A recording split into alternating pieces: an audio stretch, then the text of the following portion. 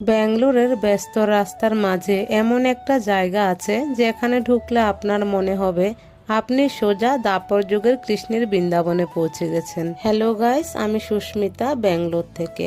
হ্যাঁ, আজ আপনাদের সবাইকে নিয়ে যাব এমন একটি অদ্ভুত জাদুকরী মন্দিরের গুহায়, যেখানের পরিবেশ এতটাই শান্ত আর শীতল যে বাইরের শহরের কোলাহল নিমেষেই মিশে যায়। এই গুহা সরু টানাল দিয়ে আপনি যত সামনের দিকে এগোবেন আপনি বুঝতে পারবেন যে ছাদ তত নিচু হয়ে যাচ্ছে এবং বাইরের গরম হাওয়া বদলে যাবে এক স্বর্গীয় শীতলতা। অবশেষে এই রোমাঞ্চকর টানাল পার হয়ে আমরা এসে পৌঁছেছিলাম মন্দিরের মূল কেন্দ্রে, একটি বিশাল হল রুমে। আর আমার ঠিক সামনেই আপনারা দেখতে পাচ্ছেন যে অবিশ্বাস্য দৃশ্য।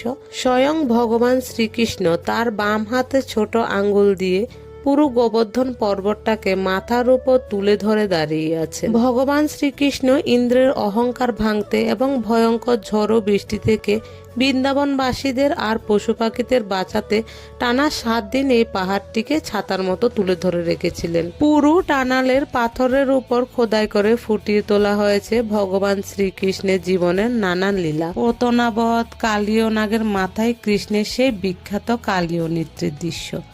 তো এই মন্দিরটিতে আমরা তো ঘুরে এসেছি, আপনারাও গিয়ে ঘুরে আসবেন।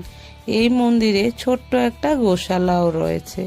তো আমার এই ভিডিওটা ব্যাঙ্গালোরে কে কোথায় থেকে দেখছেন অবশ্যই কমেন্টে জানাতে ভুলবেন না।